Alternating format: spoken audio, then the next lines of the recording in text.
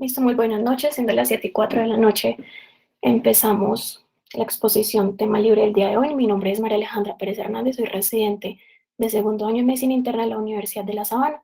El día de hoy quiero darle un saludo especial a la doctora Mariceli Reina, al doctor Alejandro Rojas y al doctor Andrés Salgado, que nos están acompañando el día de hoy. Vamos a empezar. El día de hoy vamos a hablar sobre el enfoque del manejo de la nefritis lúpica. Es un tema bastante controversial, interesante, pero bastante frecuente la patología para nosotros. En cuanto a la definición, entonces la nefritis lúpica es una forma de glomerulonefritis y constituye una de las manifestaciones orgánicas más graves del lupus eritematoso sistémico. La afectación del riñón en el lupus sistémico se conoce como nefritis lúpica, es más a menudo debido a la acumulación de complejos inmunes glomerulares que conducen a la inflamación glomerular y si no se controla también involucra el intersticio renal. Se ve especialmente un patrón en Funhouse, es cuando están presentes las inmunoglobulinas tipo IgG, IgM-IgA, C3 y C1q. Vamos a hablar de 6 aspectos importantes sobre la nefritis lúpica. Se clasifican 6 clases distintas que representan diferentes manifestaciones y severidades de la afectación renal en el lupus eritematoso sistémico.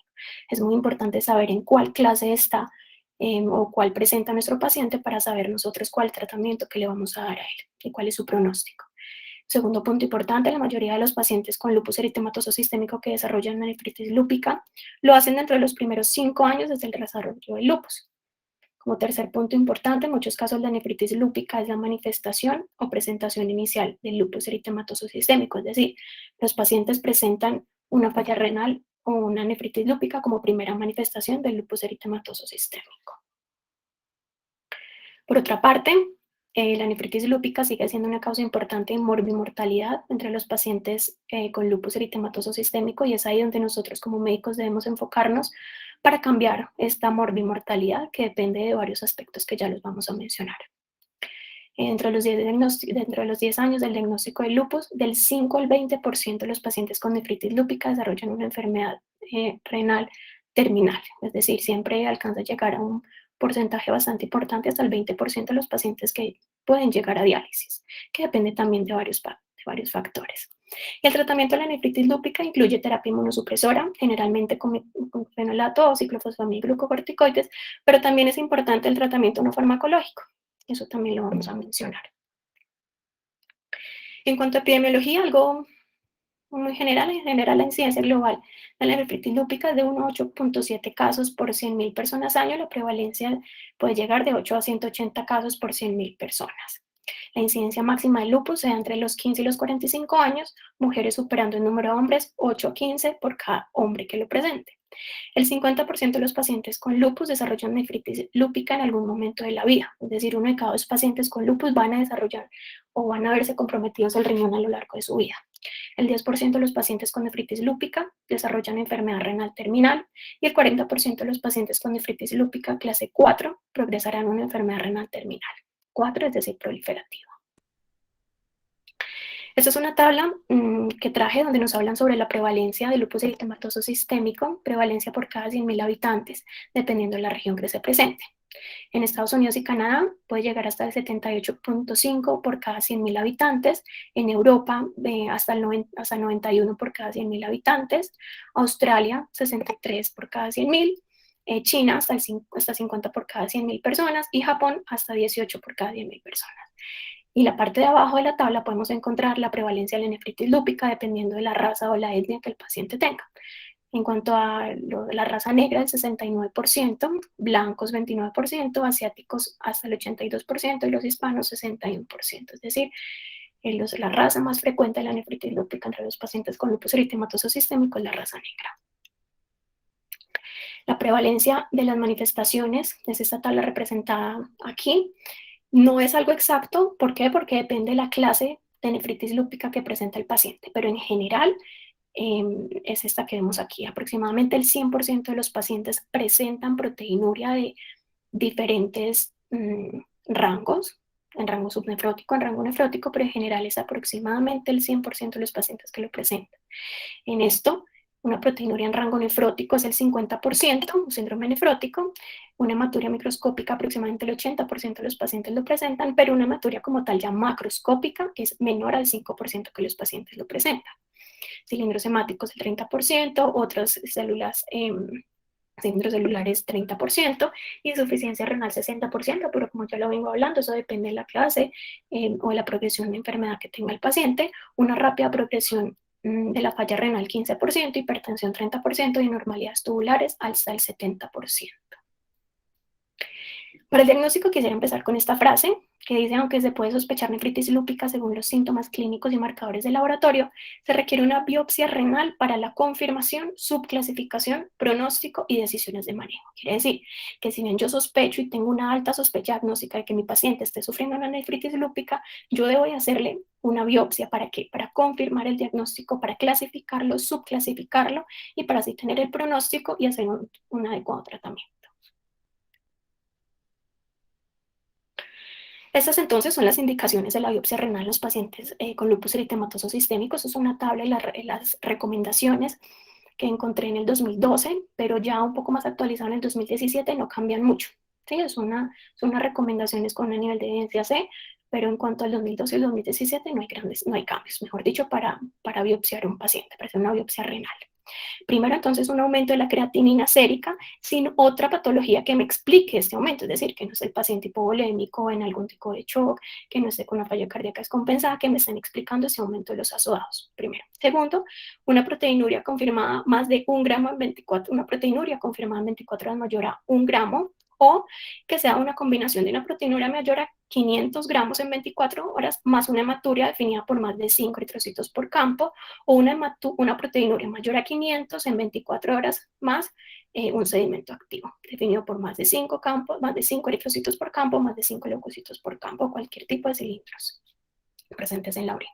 Cualquiera de estas tres posibilidades, entonces, hay que llevar al paciente a biopsia porque yo tengo que confirmar el diagnóstico, tengo que clasificarlo, tengo que saber cuál es la subclasificación para así saber cuál es el tratamiento que le voy a dar.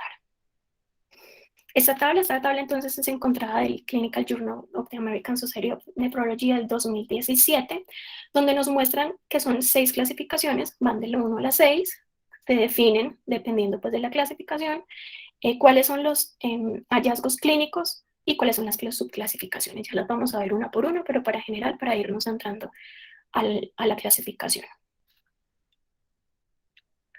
Esta entonces es la tabla del NIH donde nos explica, porque si bien hay que saber cuál es la clase que tiene el paciente en nefritis lúpica, hay que saber cuál es el índice de actividad y cuál es el índice de cronicidad del paciente, ¿sí? Entonces, primero el índice de actividad, que son esos 6 parámetros que vemos ahí. Primero es la hipercelularidad endocapilar, la infiltración leucocitaria, la necrosis fibrinoide, los depósitos subendoteliales, las semilunas celulares y la inflamación intersticial. Esta clasificación o este índice de actividad va en un score de 0 a 24. Se sabe que cuando es mayor a 6 hay una actividad de la nefritis lúpica y cuando es mayor a 10 ya hay un mal pronóstico del paciente. Cada una de los parámetros me va a dar un puntaje de 1 a 3 dependiendo qué tanto el glomérulo está afectado, menor al 25%, 25 a 50, más de 50. Y eso nos va a dar un score de actividad. Y el score, por otro lado, de cronicidad, entonces vamos a tener 4 factores o 4 criterios que van a evaluar y nos lo van a informar en la patología, que son la esclerosis glomerular, las semilunas fibróticas, la atrofia tubular y la fibrosis intersticial. ¿Cuáles son los 2 parámetros de cronicidad que van a tener peor pronóstico? Son la fibrosis intersticial y la atrofia tubular. Y en cuanto a actividad son la necrosis fibrinoide y la presencia de las semilunas. ¿Listo? Entonces, también dependiendo de esa cronicidad, nosotros vamos a tomar decisiones, porque si tenemos un índice de cronicidad alto y un índice de actividad bajo, no nos vamos a ir más hacia la inmunosupresión, cosa que ya vamos a ver. Esta gráfica me pareció bastante interesante. ¿Aló? Bueno, esta gráfica me pareció bastante interesante, señor.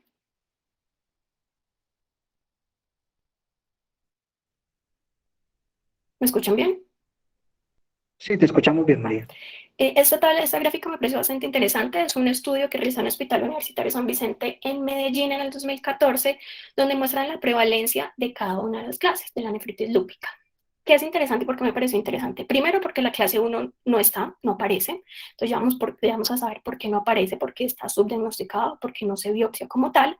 Y segundo, me pareció bastante interesante porque en un 48.2% es clase 4 y en el 17.9% es clase 3. Si sumamos esas dos, más o menos 2/3 de la prevalencia en nefritis lúpica vamos a encontrar que son tipos proliferativos, que son la número 3 y la número 4. ¿Sí? Entonces, no es que las otras no existan, no es que las otras no se den o no ocurran. Lo que pasa es que como la 3 y la 4, o sea, las proliferativas, tienen más signos y síntomas y se ven más en la consulta y se ven más en urgencias o en hospitalización, esas se van a biopsiar más, pero sin decir que las otras no sean prevalentes.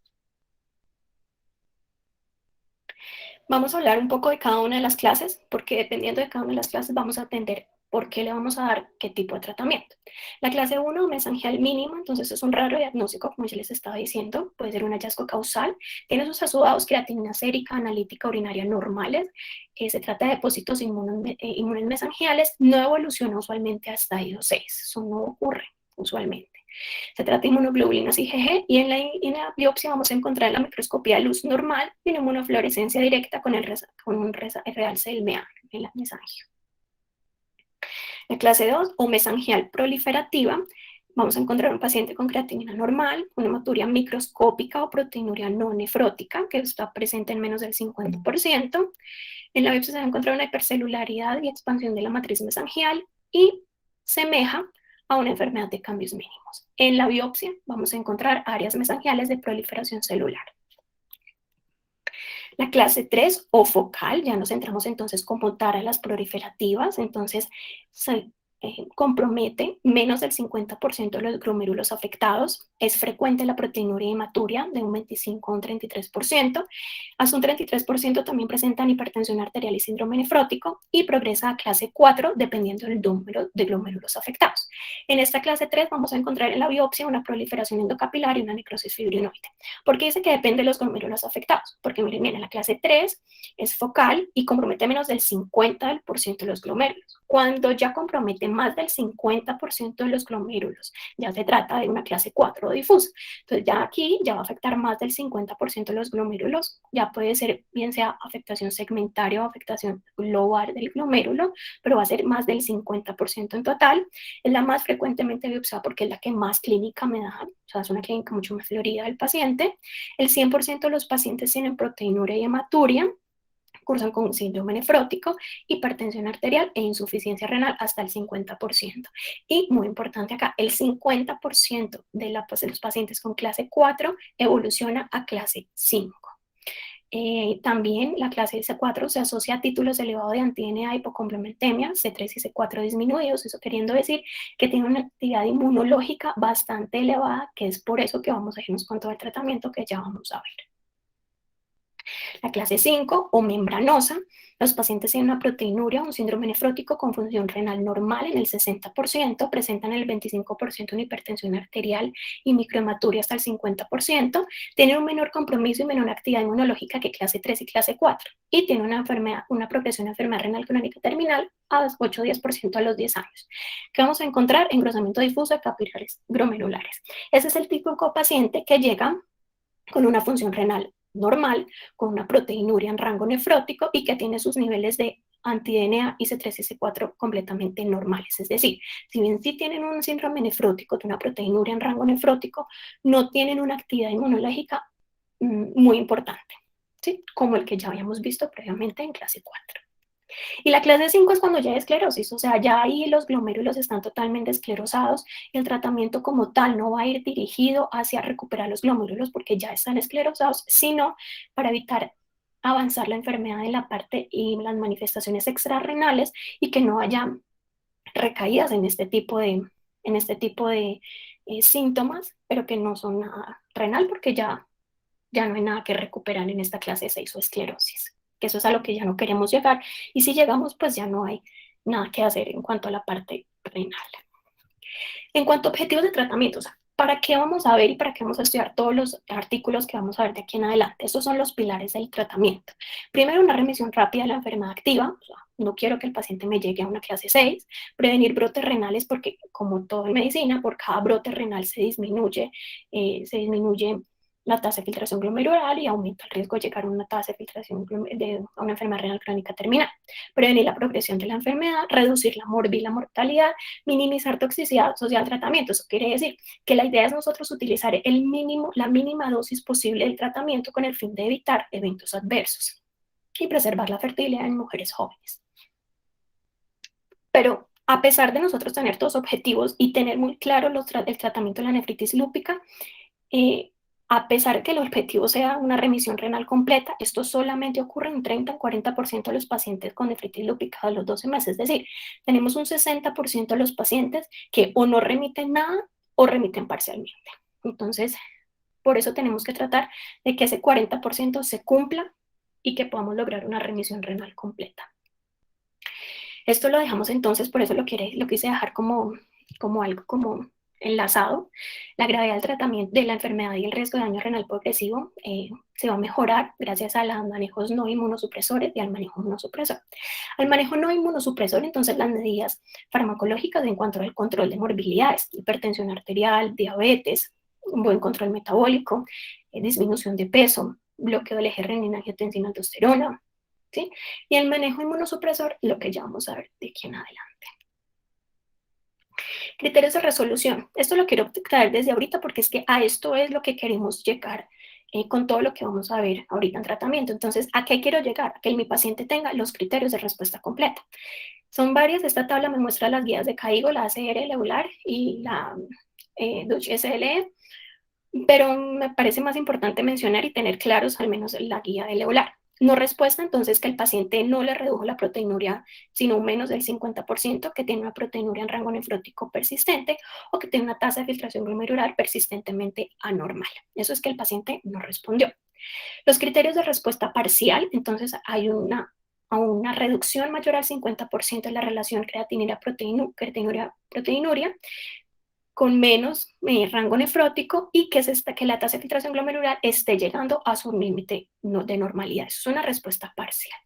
Y para yo decir que el paciente ya tuvo una respuesta completa, tengo que tener una relación creatinuria-proteinuria menor a 0.5 y con una tasa de filtración glomerular del 10% con respecto a lo que empezó el tratamiento. Entonces, con esos dos criterios yo digo, listo, el paciente tuvo una remisión completa. La enfermedad refractaria, entonces, cuando yo digo, mi paciente no es refractario. Entonces, las pautas CELAR dicen que la enfermedad refractaria se define como la incapacidad de mejorar en 3 a 4 meses, es decir, no le cambió absolutamente nada a los criterios con los que empezó.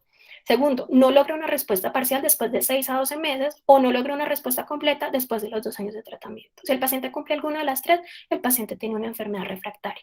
¿Pero por qué tiene una enfermedad refractaria? O sea, ¿por qué tiene una enfermedad? Tiene que haber algo que lo condicione a. Entonces ahí es donde vamos a ver los factores de riesgo de recidiva renal descritos en diferentes estudios. Es decir, mi paciente es refractario por alguna razón, entonces estos son los factores de riesgo de la recidiva. Entonces, género varón, pacientes menores de 25-30 años, la etnia afroamericana, y eso es muy importante, la etnia afroamericana, ya lo vamos a ver un poco más adelante en un estudio, la hipertensión arterial, la persistencia a niveles alterados de C4, C3 y antena, es decir, un paciente que no hay un buen control inmunológico, la cariorexis o proliferación extracapilar, un índice de actividad mayor de 10, una clase 4, ya la hemos visto, es la más severa, la proliferativa, la que tiene peor pronóstico, haber presentado algún brote previamente, igual. Por cada brote que pase, es más frecuente que vuelva a producir algún brote de nefritis lúpica. El retraso en el inicio del tratamiento mayor a 5 meses, es decir, si yo ya sé que tiene el paciente, hay que empezarle el tratamiento. Retraso en alcanzar la respuesta y respuesta parcial frente a una respuesta completa. Son los factores de riesgo de recidiva renal. Los grupos de tratamiento entonces se van a tratar así. Primero la clase 1 y clase 2, entonces son las nefropatías lúpicas benignas, medidas de soporte, antiproteinúricos, medidas renoprotectoras, manejo de base del lupus. Recordar que esos pacientes hay que llevarlos a un control muy estricto inmunológico y la biopsia en caso de actividad o manifestaciones. La clase 3, 4 y 5, ofrecer un tratamiento inmunosupresor, y la clase 6 secuelar, lo que ya hemos hablado, o sea, ya prevenir las manifestaciones extrarrenales, no beneficio un manejo inmunosupresor o un manejo de soporte. Se recomienda acá un antimalárico por 5 miligramos kilogramo día, máximo 400 miligramos día. Empecemos entonces las formas no proliferativas, un clase 1, clase 2, compromiso mesangial puro, es benigno, es de mejor pronóstico, se debe hacer la piedra angular del tratamiento, es el bloqueo óptimo del eje renina-angiotensina-aldosterona y control de comorbilidad, ya bien sea médico o tratamiento farmacológico o no farmacológico. Cuando estos pacientes tienen una proteinuria mayor a 1 gramo por día, ya sí se recomienda utilizar glucocorticoides a dosis de 0.25 a 0.5 miligramos kilo día, incluido o se puede incluir o incluido también un ahorrador de corticoides como la acetoprina a dosis de 1 a 2 miligramos kilogramo día. Tener muy presente que el riesgo de que estos pacientes con clase 1 y clase 2 lleguen a una forma proliferativa, que son 3 y 4, es 52 a 54% en 3 años. Ahora, todo lo que les acabo de mencionar no tiene una evidencia sólida, pero uno lo que dice es control de comorbilidades, bloqueo el eje, si tiene más de 1 gramo por día de proteinuria, se le empieza glucocorticoides con acetoprina y tener muy en cuenta que estos pacientes pueden virar a una proliferativa. El uso de antimaláricos es recomendación 1C, se debe utilizar en todo paciente con nefritis lúpica, cualquiera que sea la clase que tenga el paciente. Estos pacientes se les debe indicar agentes antimaláricos como la hidroxicloroquina, el paciente con lupus, que reduce varias cosas. Primero, reduce si el paciente no tiene nefritis lúpica, pues reduce que tenga nefritis lúpica, perdón, todo paciente con lupus. Disminuye el riesgo de que desarrolle nefritis lúpica. Además, los pacientes que ya tienen nefritis lúpica aumentan las posibilidades de remisión, disminuyen la frecuencia de brotes, disminuyen el riesgo de progresión a enfermedad renal crónica, terminal y aumenta la supervivencia. La dosis de la hidroxicloroquina, ¿cuál es? 200 a 400 miligramos día y la idea es, y no se puede, superar 6 miligramos kilogramo día. La degeneración de la mácula y algún tipo de arritmias como prolongación del QT, si bien son más frecuentes con la cloroquina, también hay que estar muy pendientes con la hidroxicloroquina. La degeneración de la mácula, sobre todo a los 3 años de inicio de tratamiento. Ya aquí entramos entonces a las formas proliferativas, que son las por clases 3 y clase 4, que ya hemos hablado que son menos del 50% de compromiso y mayor del 50% de compromiso de los glomérulos. Estas son las fases que hay. Primero hay una fase de inducción o inicial de 3 a 6 meses, que la idea es hacer una remisión precoz del brote renal y evitar la cronicidad. Y luego hacer un mantenimiento por años, es decir, no hay exactamente un consenso, una guía, un protocolo que me diga cuántos años tengo que tener el paciente en mantenimiento, no, pero al menos más de 2.5, 3 años sí tiene que ser. ¿Y cuál es la idea? Evitar el desarrollo de nuevos brotes renales. Mejorar la sobriedad al 80% a 5 años, una respuesta renal completa a los 12 meses, 20-40%, y 5-20% de los pacientes con nefritis lúpica aún así progresarán a enfermedad renal crónica terminal. Es decir, por más que le hagamos y seamos súper acuciosos, hay que saber que hasta el 20% pueden progresar a una enfermedad renal crónica terminal. Entonces aquí muy importante, inducción y mantenimiento. Vamos a empezar entonces con la inducción. ¿Cómo se hace entonces la inducción de los pacientes con nefritis lúpica de proliferativas, es decir, clase 3 y clase 4? Entonces, ¿qué se recomienda? Se recomienda entonces glucocorticoides por vía intravenosa a dosis de 500 a 200 a 2500 miligramos de metilprednisolona en 3 días y luego por vía oral prednisolona 0,3 a 0,5 miligramos kilogramo día hasta la semana 4 con una reducción a 5 a 10 miligramos día hasta en el tercer mes. ¿Combinado con qué? Con micofenolato, dosis objetivo 3 gramos al día o ciclofosfamida intravenoso según el régimen que ya vamos a ver, ya bien sea Eurolupus o el NIH. Esa es la evolución de las guías del tratamiento de inducción. Primero la guía CADIGO, el 2012 nos hablaba de metilprednisolona, luego prednisona con ciclofosfamida o micofenolato, luego la guía de ETA en 2019 con metilprednisolona con luego prednisona, ciclofosfamida, micofenolato o micofenolato más un inhibidor de la calcineurina como el tacrolimus, y la que utilizamos en este momento, CADIGO 2020. Metilprednisolona 0.75 a 1.5 gramos total, en 3 dosis, seguidos por prednisona 0.6 a 1 miligramo kilo día, dependiendo pues el peso del paciente, y luego disminuir a 7.5 miligramos día por 3 meses, más ciclofosfamida o micofenolato oral. ¿Cuáles son los esquemas de inducción con ciclofosfamida? Hay dos importantes, uno el Eurolupus y el otro el NIH. En cuanto al Eurolupus que nos mencionan ciclofosfamida 500 miligramos intravenoso cada 15 días durante 3 meses, seguida de acetoprina oral durante 2 años. La mayoría de la población incluida en este estudio fue caucásica y se inició Se incluyeron pacientes con una nefritis lúpica leve a moderada. Por otro lado, el NIH son dosis más grandes, son pulsos mensuales de ciclofosfamida intravenoso de 0,5 a 1 gramo por metro cuadrado durante 6 metro cuadrado superficie corporal total durante 6 meses, seguida dosis trimestrales hasta completar los 2 años de tratamiento asociando una pauta descendente de glucocorticoides. ¿Qué es importante acá? Primero, se vio claramente que el NIH, hacer una dosis acumulada de ciclofosfamida mucho más alta, se vio en el 47% pacientes con insuficiencia úrica prematura y 20% pacientes con infecciones. Ahora uno dice, no, pues entonces utilice la dosis de Eurolupus. Pues es debatido, ¿por qué? Porque nosotros ahorita están en un país, no podemos garantizar al paciente que cada 15 días le estén yendo a aplicar la ciclofosfamida. No es bueno porque no le vamos a hacer el tratamiento completo. Entonces, si hay un paciente que yo sé que cada 15 días no le van a poner su ciclofosfamida, entonces se diría, o nos podemos guiar más, nos podemos ir más hacia el NIH, donde yo sé que le van a hacer su dosis cada mes por 6 meses y eso sí se lo van a autorizar y sí se lo van a poner, primero. Y segundo, la dosis del NIH es más alta, ¿por qué? Porque los pacientes incluidos en el NIH son pacientes de raza negra y como ya lo mencionamos previamente, el hecho de tener raza negra es un factor de riesgo para mayor progresión y mayor complejidad y severidad de la enfermedad. Entonces, en este tipo de pacientes, cuando yo vea que tiene unos factores de riesgo para recidiva de nefritis lúpica más alta, se escoge el NIH. Entonces, esas dos cosas. Primero, la parte social de ir cada 15 días a que lo aplique.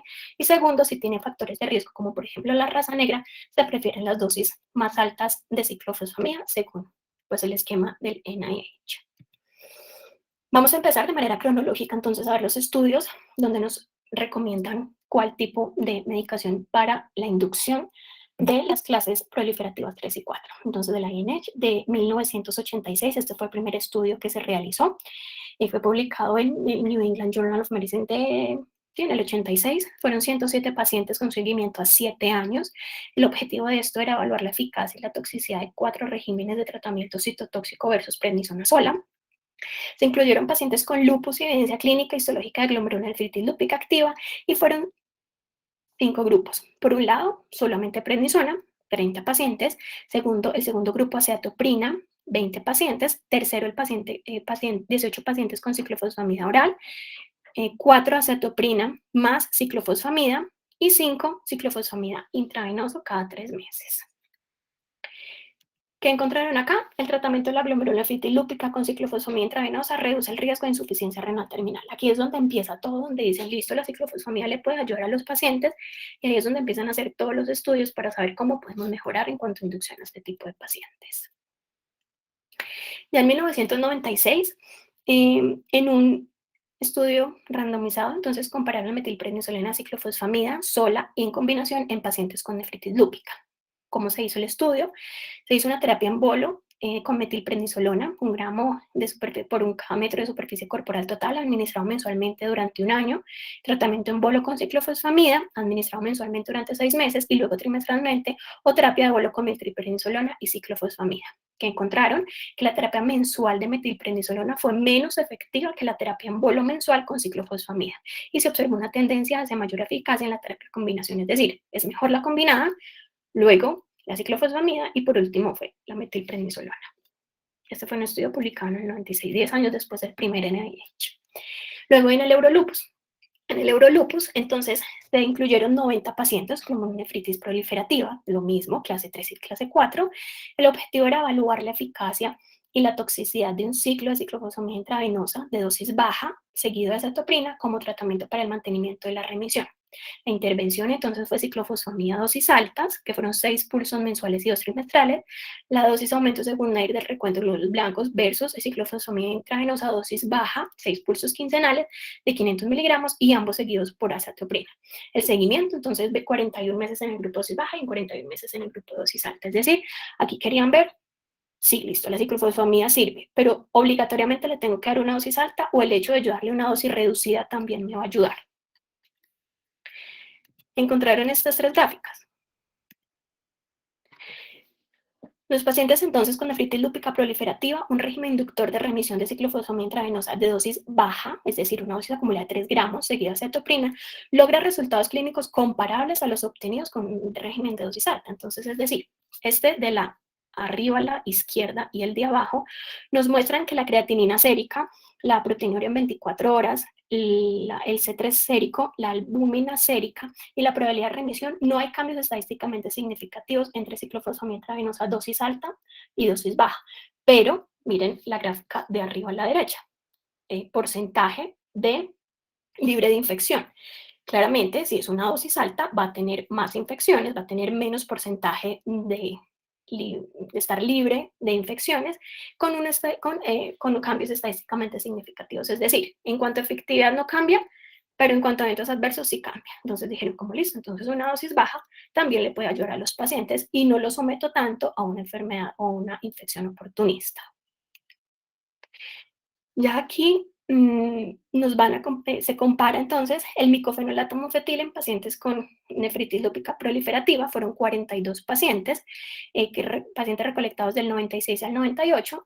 El objetivo era evaluar si el micofenolato podía sustituir a la ciclofosfamida.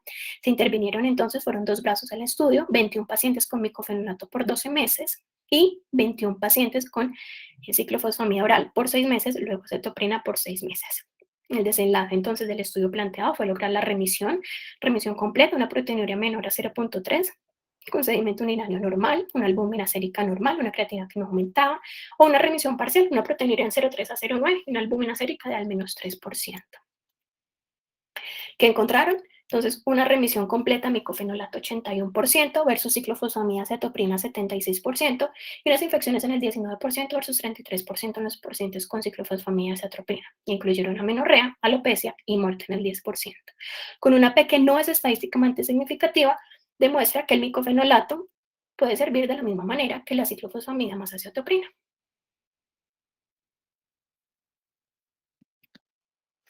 Luego viene la ALMS, en el 2009 saca este estudio, cuando compara el micofenolato mofetil versus ciclofosfamida para inducción de los pacientes con nefritis lúpica. La pregunta del estudio fue que si entre los pacientes con nefritis lúpica activa es el micofenolato superior a la ciclofosfamida para la inducción de una respuesta renal.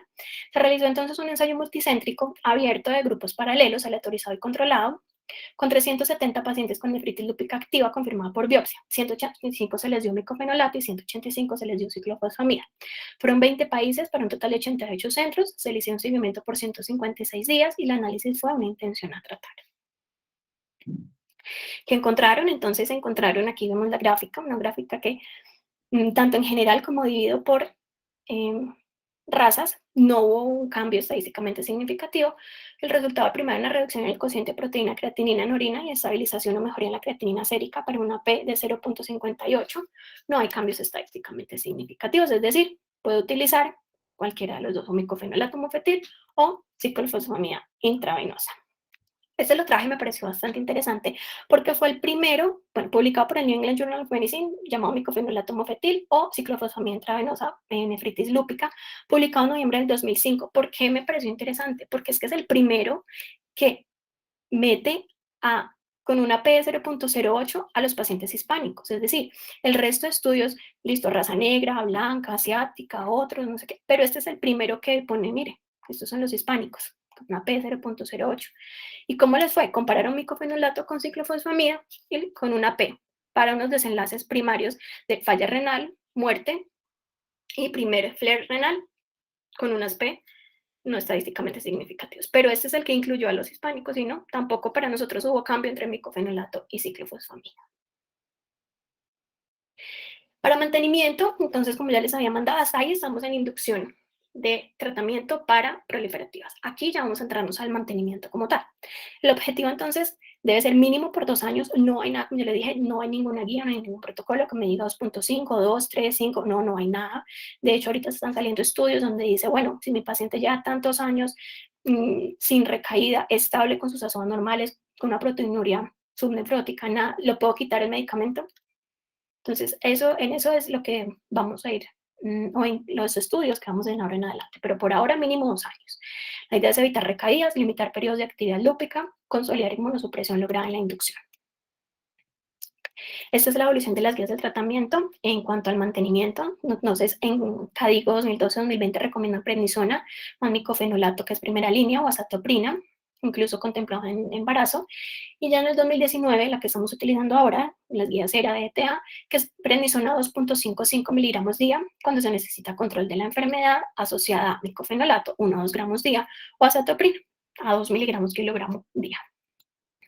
Este estudio, entonces, es un estudio de micofenolato versus azatoprina como terapia de mantenimiento en la nefritis lúpica del 2011, donde nos mencionan que micofenolato fue superior a azatoprina respecto a los objetivos principales de la enfermedad renal crónica terminal, que cuál fue duplicación de la creatinina sérica, FLER renal, con una P estadísticamente significativa. Entonces, para este artículo del 2011, para este estudio, perdón, del 2011, micofenolato superior a azatoprina en cuanto a mantenimiento.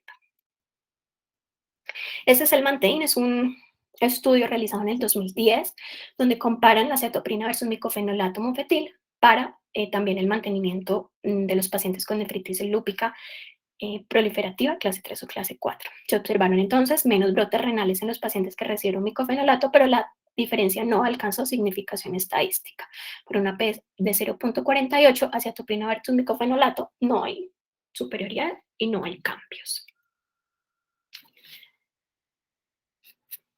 Este publicado en el 2017, entonces aquí ya hablan de la terapia multitarget para el mantenimiento, la terapia de mantenimiento, pero ya adicionan acá tacrolimus, micofenolato y prednisolona. Entonces fue un estudio de 18 meses realizado en China, de adultos de entre 18 y 65 años con nefritis lúpica comprobada por biopsia. El objetivo era evaluar la eficacia y seguridad de la terapia de múltiples objetivos en mantenimiento. La intervención, entonces, como ya les dije, el primer grupo, terapia multitarget, entonces tacrolimus más micofenolato más prednisona, y el segundo grupo, acetoprina más prednisolona 10 miligramos al día.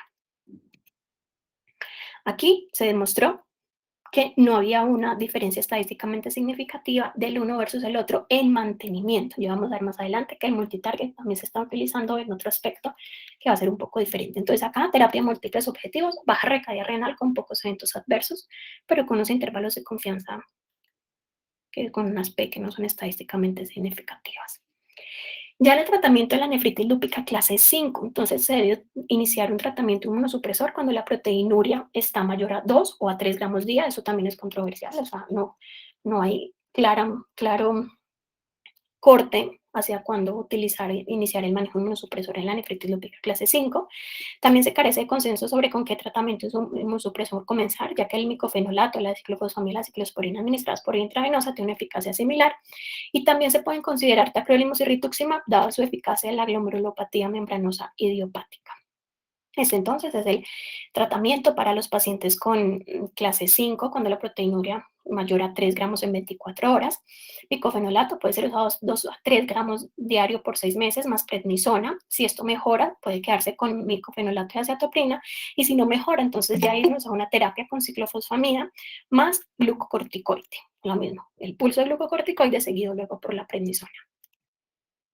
Este es un estudio entonces que hicieron en nefropatía lúpica clase 5, donde utilizaron entonces otra vez el multitarget, a ver cómo les iba en este, pero ya era inducción en pacientes con nefropatía lúpica clase 5, donde compararon tacrolimus, micofenolato versus ciclofosfamida intravenosa con una dosis inicial de 0.75 gramos por metro cuadrado, cada 4 semanas durante 6 meses. Ambos grupos recibieron 3 días de metilprednisolona en pulso seguido de un ciclo de reducción gradual de terapia de prednisona oral. ¿Y qué encontraron? Encontraron que aquí sí, el tacrolimus y el micofenolato fueron estadísticamente significativos o tuvieron una mejoría o fueron superiores, ¿sí? A la ciclofosfamida intravenosa. Entonces, el multitarget que ya hemos hablado brevemente no funciona o no había cambios, pero en este sí demuestra que tacrolimus y micofenolato son superiores a la ciclofosfamida intravenosa. El seguimiento, ¿cómo se hace? Se hace clínico en general, a todos los pacientes de cualquier clase se hace clínico con la proteinuria, histológico con la biopsia renal y la rebiopsia, que ya vamos a ver cuáles son los criterios de volver a hacer una biopsia renal al paciente. Y de marcadores moleculares, séricos, los clásicos, azoados, la relación, bueno, todos, urinarios, entonces varias proteínas urinarias, NIGAL, MPC, TWIC, PTGS, tisulares renales, estudios genómicos que aquí no se utilizan, pero para saber que sí se utilizan unos marcadores tisulares renales para el seguimiento de los pacientes. Esta tabla me pareció bastante interesante porque nosotros, dependiendo del tipo de paciente que tenga la nefritis lúpica, tenemos que mirar qué le vamos a pedir y cada cuánto se lo vamos a pedir. Los números significan meses. Entonces, empecemos. Para pacientes que tengan nefritis lúpica, le vamos a pedir cada mes que tengan nefritis lúpica activa. Cada mes se le va a pedir. Entonces, se le va a controlar la presión arterial, se le va a hacer un análisis, una relación proteína-creatinina y una creatinina sérica. Cada 2 meses se le va a hacer un niveles de C3 y C4 y cada 3 meses anti-DNA. Para los pacientes que en ese momento no tienen nefritis lúpica activa, pero ya la tuvieron previamente, entonces cada 3 meses se le hacen todos los paraclínicos, menos el anti-DNA que hace cada 6 meses. La paciente que se está embarazada, las pacientes embarazadas que tengan una nefritis lúpica activa, cada mes hay que pedirle todo. La presión arterial, el uroanálisis, la relación, la creatinina sérica, los niveles de C3 y C4 y los anti-DNA cada mes.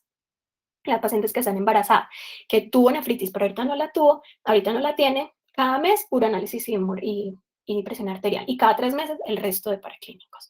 Y los pacientes que nunca han tenido nefritis lúpica, pero tienen lupus, entonces cada 3 meses controlar la presión arterial. Y cada 6 meses uroanálisis, la relación creatinina sérica, C3-C4, anti-DNA. Es decir, no todo paciente que tenga nefritis lúpica o que tenga lupus, cada mes hay que pedirle todo, no. Depende si ya tuvo nefritis, si tiene una nefritis activa, si está embarazada o si nunca ha tenido nada. ¿Cuándo rebiopsiar? Entonces, primero que todo, no es rebiopsiar a todo el mundo, no es rebiopsiar a los 6 meses, no es rebiopsiar a los 3 años, no. Entonces, no hay un protocolo que de rutina yo tenga que biopsiar a mi paciente, no. Pero generalmente se repiten cuando tienen un brote de nefritis lúpica, cuando hay una enfermedad resistente al tratamiento o cuando tienen persistencia de la proteinuria, así sea una enfermedad activa o nefropatía crónica. ¿Qué quiere decir?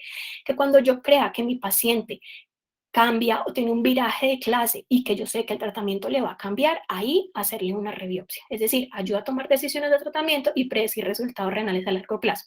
Pero yo no le voy a hacer una biopsia nueva a mi paciente sometiéndolo a todas las complicaciones que tiene una biopsia renal si ni siquiera sé con qué me voy a enfrentar. Si yo digo, bueno, pues no sé si va, no, si usted está seguro o tiene una gran sospecha diagnóstica que el paciente cambia de clase, vuelve a hacer la biopsia. Si no, siga el tratamiento que no es necesario hacerle una nueva biopsia. ¿Cuáles son los errores comunes en el tratamiento de la nefropatía? Asumir que la ciclofosfamida es el único tratamiento, el único que existe y no más. No, eso es falso. La infrautilización del micofenolato como tratamiento de inducción, ¿no? Hay que hacerlo, se ha visto entonces que es bueno para eso. Abusar de las dosis de esteroides. Ya hemos visto que la dosis máxima en esteroide no es lo mejor. Se ha visto que dosis reducidas también funcionan y también reducen el riesgo de infección al paciente. No usar de forma rutinaria la hidroxicloroquina. Ya vemos que los antimaláricos son recomendación 1C y que se utilizar en todo paciente para lupus, que si no le ha dado la nefritis, la hidroxicloroquina lo evita. Y si ya la tiene, evita o ayuda a evitar que progrese una enfermedad renal crónica terminal. Usar el sedimento urinario como único parámetro de respuesta parcial, no, ya vemos que hay muchos más criterios que el sedimento urinario para decir que el paciente está en remisión o no. No ajustar tratamientos en función de la clase histológica. Confundir la falta de herencia del tratamiento como resistencia a la medicación, lo mismo que estamos hablando. El Eurolupus hay que ir cada 15 días a la aplicación de la ciclofosfamida. Entonces, decir que no ha ido, entonces eso es una resistencia. No, no es una resistencia, es que el paciente no está adherente, sea cual sea la causa. No reducir dosis de inmunosupresores en pacientes con insuficiencia renal avanzada o no reducir la dosis de inmunosupresores y dejar al paciente con el riesgo de todas las infecciones oportunistas que hay y no hacerle una disminución y que el paciente lleve un año con la misma dosis de prednisona. No, también es un gran error. No vigilar adecuadamente efectos secundarios de inmunosupresión y olvidar profilaxis de infecciones. También siempre hay que estar pendiente, porque si bien yo lo someto a una inmunosupresión, yo tengo que estar pendiente también de las profilaxis. Biopsiar o rebiopsiar el riñón cuando el resultado histológico no cambia el tratamiento, lo que estaba hablando. O sea, rebiopsiar el riñón cuando yo sé que me va a cambiar el tratamiento y el manejo a seguir, si no, no lo haga. Contraindicar gestación de forma sistemática, es decir, una paciente con nefritis lúpica o lupus, listo, usted no puede quedar embarazada, no venga, hay otros tratamientos que no son tan teratogénicos, o puede quedar embarazada, o sí, pero no es contraindicarlo y no más. Para ahorrar el riesgo cardiovascular, recordar que los pacientes están con corticoides y no crear una unidad multidisciplinar sobre lupus, es decir, no solamente quedarse con medicina interna, no solamente nefro, no solamente reumato, no. En estos casos hay que hacer un grupo multidisciplinario, nefrología, reumatología, medicina interna, patología, hematología y obstetricia.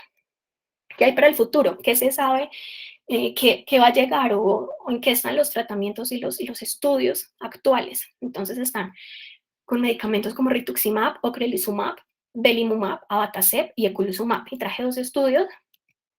Uno es el LUNAR, donde muestran la efectividad del rituximab en los pacientes con lupus con nefritis lúpica proliferativa. Entonces, aunque la terapia con rituximab condujo a más respondedores y mayores reducciones en los niveles de anti-DNA IC3 y IC4, no mejoró los resultados clínicos después de un año de tratamiento comparado con placebo. Y la combinación de rituximab y micofenolato y corticoide no reprodujo señales de seguridad nuevas o inesperadas, con unas P que no son estadísticamente significativas, como lo vemos en las gráficas de la izquierda. Y este es un estudio de 2 años randomizado, controlado de belimumab.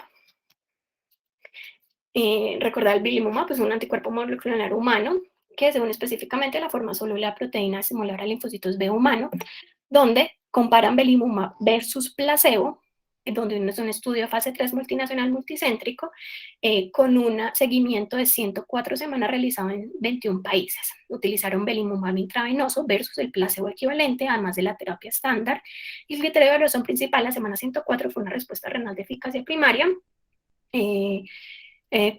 definió como una relación de proteína urinaria creatinina menor a 0,7, una tasa de filtración glomerular en mejoría, y el principal criterio de valoración secundaria fue una respuesta renal completa. Y acá, ahora sí, con una P estadísticamente significativa, vemos que el belimumab puede ser o puede llegar a ser una buena opción para este tipo de pacientes, pero lo que les digo, nos falta camino y apenas estamos empezando con todas estas nuevas terapias. Entonces, el resumen, todas las clases, entonces recordar, la hidroxicloroquina, el clase 1 y clase 2, pacientes con función renal normal, proteinuria, microhematuria, algo no muy importante, o bueno, no valores muy grandes, terapia de soporte, inmunosupresión, terapia cuando tiene una proteína mayor a 3 gramos por día, 3 y 4 las proliferativas, entonces la fase de inducción y la fase de mantenimiento. La clase 5, también la inducción y el mantenimiento también, y la clase 6, pues ya el paciente está totalmente esclerosado, los riñones están totalmente esclerosados y la terapia de soporte es más para las manifestaciones extrarrenales. Claramente, muchísimas gracias a todos, especial a mi campeón de la vida y mis 2 soportes grandes. Muchísimas gracias y quedo atento a sus preguntas.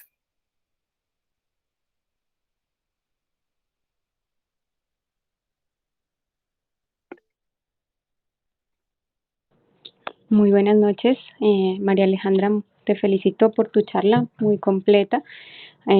Buenas noches a todos, mi nombre es Mariceli Reina, nefróloga del Hospital Samaritana. Felicitar a María Alejandra por su exposición, pues yo creo que abarcó como la mayoría de puntos importantes. ¿Me están escuchando? Sí, señora, sí, le escuchamos. Y pues es muy importante, quería como destacar ciertas cositas que María Alejandra dijo, pero para que lo tengan en cuenta los residentes, los que ya han rotado por nefrología y los que vienen, es muy importante en el enfoque del tratamiento de la nefritis lúpica tener una biopsia renal para poder determinar a qué nos estamos enfrentando, ¿sí? La biopsia renal nos puede dar, así como el diagnóstico, como lo dice María Alejandra, también es muy importante para mirar el pronóstico y la conducta a seguir que tenemos en ese paciente. Es muy importante saber que pues las clases proliferativas son las que más progresan a una clase 6, que ya es la clase pues crónica, y que si no tenemos un tratamiento adecuado y que sea de forma rápida, pues va a ser mucho peor el pronóstico del paciente.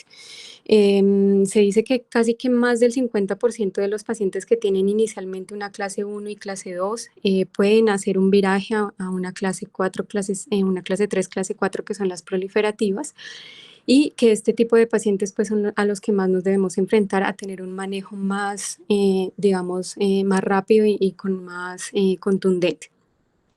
Tener en cuenta que lo que dijo María Alejandra en cuanto a la tabla que les mostró de los criterios de actividad y cronicidad es supremamente importante, porque muchas veces estamos cambiando de terapia a los pacientes sin biopsiar y sin saber a lo que nos estamos enfrentando. Si uno ve que ya hizo una terapia de inducción por 6 meses con algún tipo de medicamento, cualquiera de los dos a los que se vaya a enfrentar, ya sea ciclofosfamida o micofenolato, pero el paciente no mejora, puede haber virado de clase o podemos estarnos enfrentando a un paciente que se volvió crónico, porque muchas veces nuestros pacientes no tienen una buena adherencia al tratamiento y no cumplen la adecuada dosis de inducción que tenemos en estos pacientes. Y es muy importante en estos hacer nueva biopsia renal para saber qué tratamiento le vamos a dejar. ¿m? Las formas más severas, como son las formas proliferativas y que se asocian a una lesión renal rápidamente progresiva, con presencia de semilunas, con presencia de necrosis fibrinoide, que es uno de los parámetros que más se ha tenido en cuenta en los criterios de actividad, y son pacientes que requieren dosis más altas de ciclofosfamida y con regímenes de NIH. Como lo dijo anteriormente Alejandra, el NIH con relación al Eurolupus pues tiene una diferencia en cuanto a dosis, pero en esos estudios de NIH se incluyeron pacientes afroamericanos, pero además que tenían en las biopsias renales de esos pacientes tenían formas más severas de la enfermedad, y esas formas más severas estaban dadas por esos dos tipos de parámetros en biopsias, tanto la necrosis fibrinoide como como las semilunas celulares. Entonces, tener en cuenta en esos pacientes que debemos ser un poco más agresivos en cuanto al tratamiento, y adicionalmente a eso el tratamiento posterior de estos pacientes debe ser llevado a casi que a 3 años, tanto en la clase 3 como clase 4, porque son formas mucho más severas. Tener en cuenta que la dosis de mantenimiento del micofenolato, que en eso caemos en el error muchas personas que lo formulan, son dosis que se deben llegar a una dosis alta, que casi es muy poco tolerada, pero que no se debe iniciar de una vez los 3 gramos objetivos a los que se lleva el paciente, sino que asimismo como el estudio más grande de la LMS, como lo mostró María Alejandra, son dosis que deben iniciar de 0,5 miligramos, de 0,5 gramos cada 12 horas, o sea, 500 miligramos cada 12 horas, a la siguiente semana 1 gramo cada 12 horas, y la idea es llegar a 3 gramos, que muchas veces no lo logramos por la poca tolerancia de nuestros pacientes. Y adicionalmente a eso, tener en cuenta que cuando nosotros asociamos la dosis de esteroide, la idea también es hacer ese tapering de esteroide, y que a los 3 meses el paciente tenga la dosis más baja de esteroide, ¿sí? Para evitar complicaciones.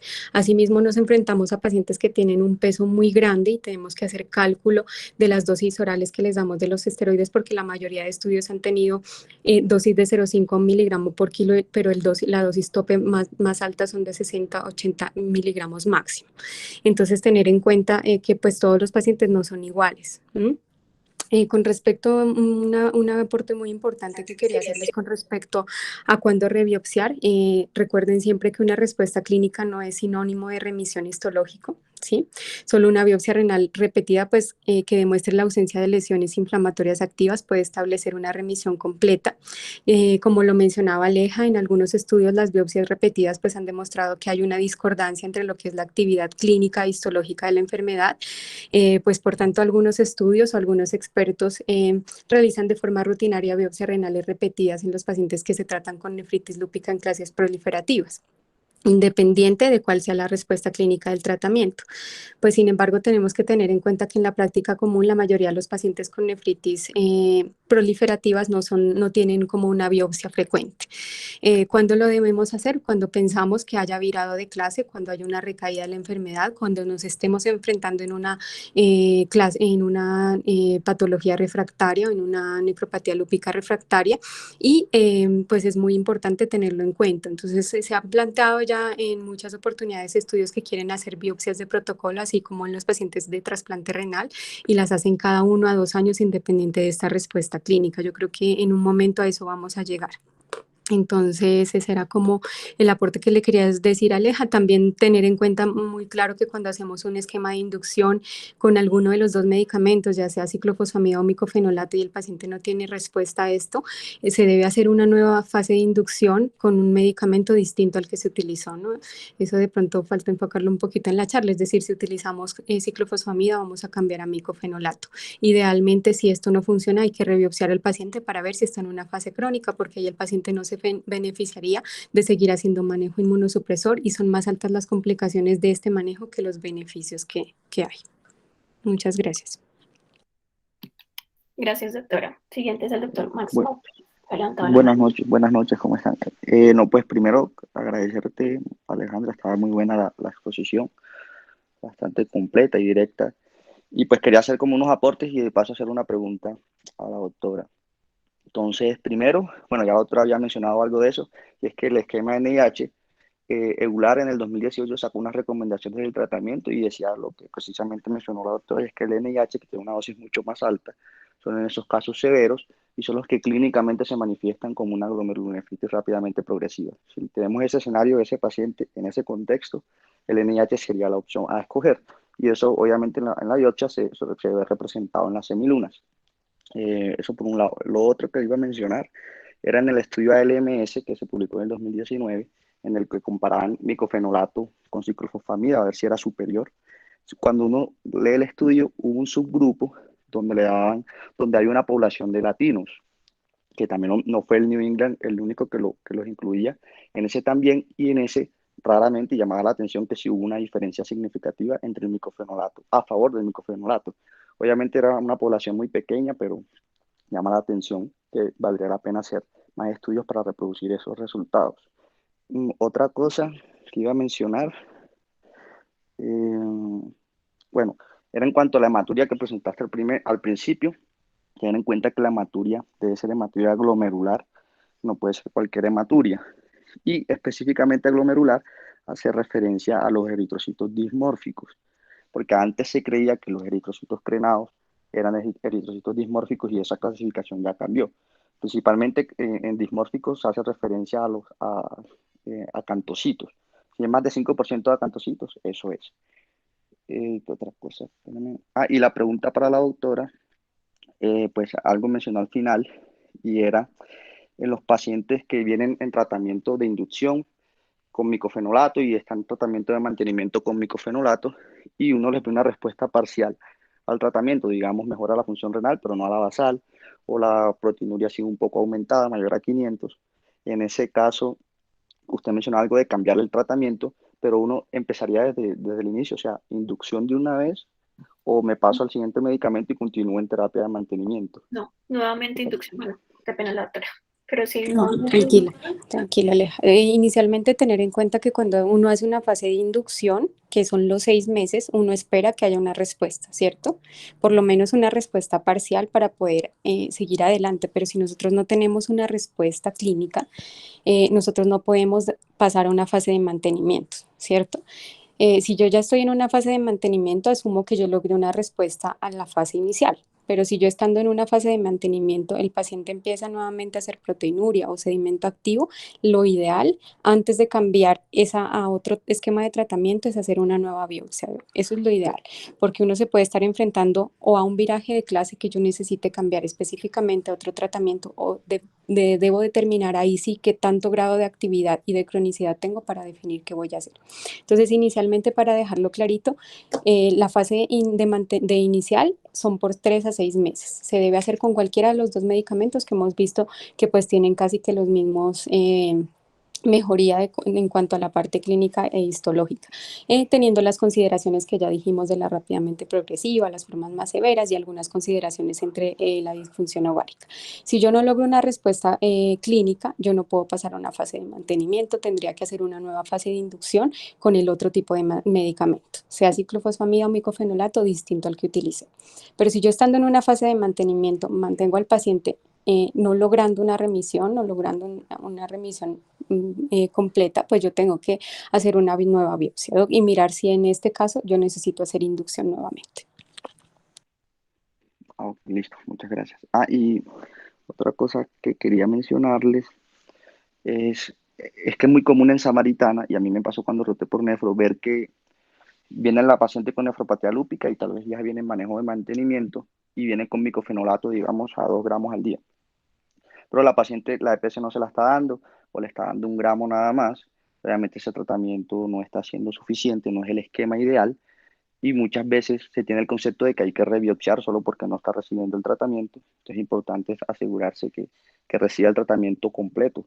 Y lo de tomar la biopsia antes de iniciar el tratamiento también, porque he visto que hay, pues eso depende del especialista, pero hay unos que como en Samaritana se demora mucho la biopsia o no se la toman allá, le inician el tratamiento de una vez, que no sería lo ideal. Pues lo ideal siempre es tomar la biopsia antes, pero pues y ahí va mi otra pregunta. En ese escenario, por ejemplo, en Samaritana, si tenemos un paciente con una glomerulonefritis rápidamente progresiva y no podemos esperar a la biopsia, ¿usted ahí estaría de acuerdo en iniciar el tratamiento de inducción? ¿Cuál escogería o esperaría la biopsia?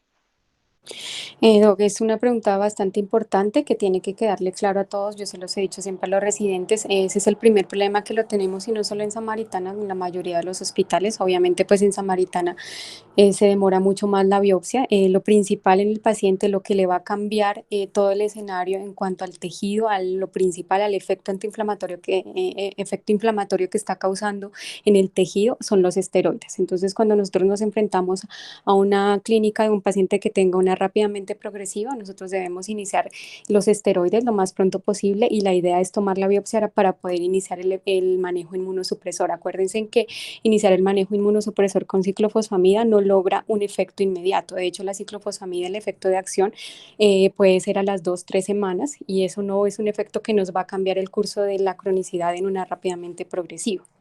Entonces, lo ideal en esos pacientes es hacer el manejo con los pulsos de esteroides y ahí sí tomar la biopsia renal para poder hacer el manejo con la inmunosupresión de inducción, que nos va a cambiar un poquito el tema de los esteroides en la biopsia. A veces logra borrar un poquito lo que es la inmunofluorescencia, pero pues por lo demás igual no nos va a cambiar tampoco mayor cosa el curso en el tejido.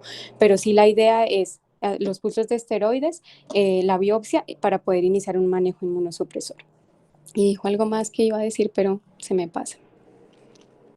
Bueno, con respecto a lo que usted decía de la adherencia de los pacientes, importante para la rebiopsia, digamos que la mala adherencia de los pacientes en cuanto al manejo del esquema de inducción es pésimo en cuanto a la entrega al micofenolato y eso hace que el paciente se vuelva más crónico. Entonces, un paciente que estábamos en fase de inducción y que se perdió por 6 meses recibiendo micofenolato 1 gramo cada 12 horas y me llega con creatinina de 3, 4, 5 y yo quiero ver si cambia el medicamento, ahí también puedo estar cayendo en un error porque ese paciente ya puede haberse metido en una fase crónica. Entonces, como yo digo, siempre es importante tener una biopsia renal, así el paciente haya tenido mala adherencia. Sin embargo, pues a veces como no lo tenemos a la mano y no es fácil hacerlo, pues muchas veces se cambia el esquema de inducción en la segunda dosis de cambio de medicamento. Cuando esos pacientes no son adherentes, pues a micofenolato es mejor tenerlos en ciclofosfamida, ya sea porque la EPS no se los entrega o porque el paciente no se lo tomó, no lo toleró. Es preferible tenerlos en un esquema con ciclofosfamida y asegurar esa adherencia. Pero si ya en un segundo cambio de medicación el paciente sigue en una falta de remisión, es indicativo hacer una biopsia. Gracias. Creo que Gracias, ahorita doctor. doctor Daniel Martín está levantando la mano. Hola Aleja, muchas gracias por tu charla. Quería hacer unas preguntas. ¿Qué evidencia existe de la superioridad de ciclofosfamida versus micofenolato en rápidamente progresiva? Lo digo porque el último metaanálisis que compara ambos medicamentos es del 2020 y en todo sentido fue superior el micofenolato.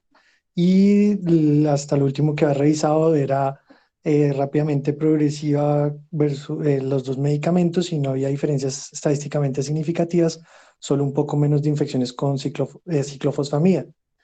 Entonces quería saber si de pronto existe algo nuevo donde a mí me sugiera que la ciclofosfamida es mucho mejor. Y lo segundo es, a diferencia de la dificultad, como decía Máximo, de que entreguen el micofenolato, eh, digamos, porque es más común la utilización de ciclofosfamida en comparación a micofenolato en los pacientes.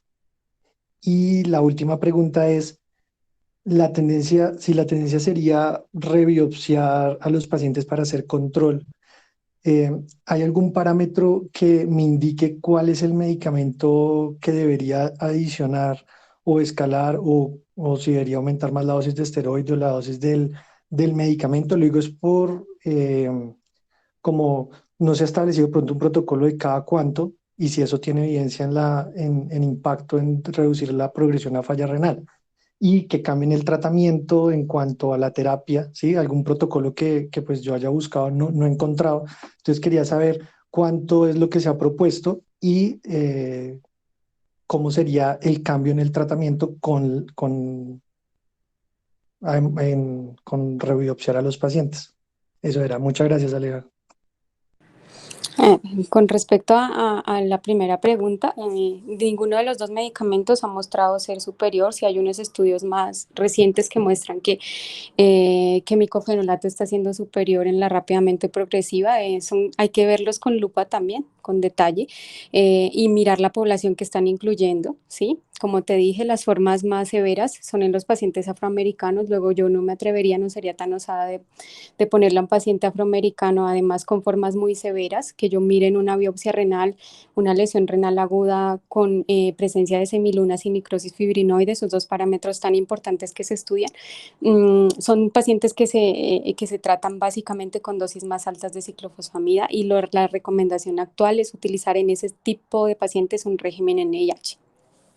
Si yo tengo otro tipo de paciente, quizás pueda considerarlo, un paciente que no sea afroamericano, que de pronto tenga la rápidamente progresiva, pero que no tenga la presencia de necrosis fibrinoide en biopsia o otras cosas y que pues yo encuentre digamos, una contraindicación para utilizarla, pues tendría que usarla. Uno que más, digamos, en qué se basa para utilizar un otro medicamento, en el tipo de paciente al que lo voy a utilizar. Eso es lo más importante. No para todo el mundo es lo mismo. Si yo tengo una mujer en una edad fértil que no tenga un compromiso extrarrenal grave o que no sea muy severa la forma encontrándose dos tipos de cosas, pues yo preferiría utilizar micofenolato.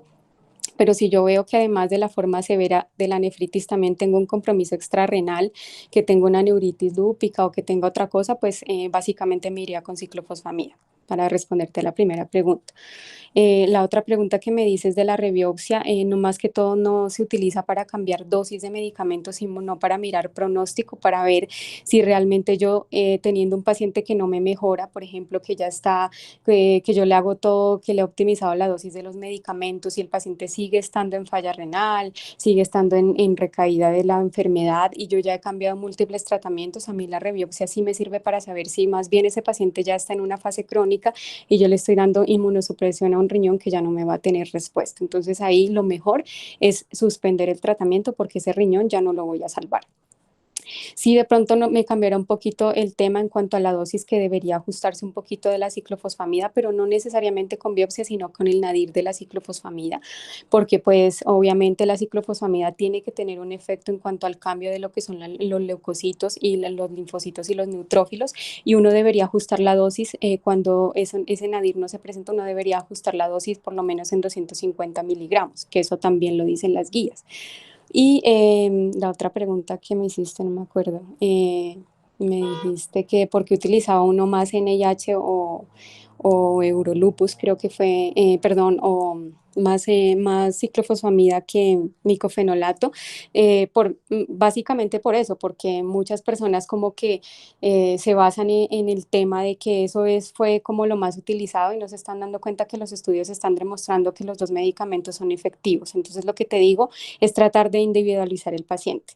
Muchas veces lo hacemos porque pues obviamente la EPS no entrega los medicamentos, porque en nuestra población y sobre todo en poblaciones vulnerables hay muy poca adherencia con micofenolato, pero pues si uno logra asegurarle al paciente que se esté tomando su adecuada medicación, pues sería ideal en los pacientes que se pueda utilizar, utilizarlo. ¿Listo? Con respecto a eso también me acordé algo que se me viene a la cabeza, que es la terapia multitarget que se está utilizando para la clase 5. De hecho, hay estudios que son no en poblaciones latinas, pero sí asiáticas, se están utilizando terapia para la clase multitarget para la clase 5, que es la nefropatía lúpica, clase 5, que es la podocitopatía prácticamente en donde uno encuentra nefrótico puro, ¿sí? Han encontrado pues muy buenos resultados con lo que son los inhibidores de calcinurina como un efecto antiproteinúrico y están utilizando dosis más bajas de micofenolato, que son un poco más toleradas, como son dosis de 1 gramo cada 12 horas o 0.5 gramos cada 12 horas, que son dosis más toleradas, asociándolo a tacrolimus. Pero pues es digamos, un esquema que ahorita todavía no lo podemos utilizar acá, que no es muy usado, que todavía faltan más estudios para eso. No sé si Muchas tengo... gracias, doctora. Listo, dale.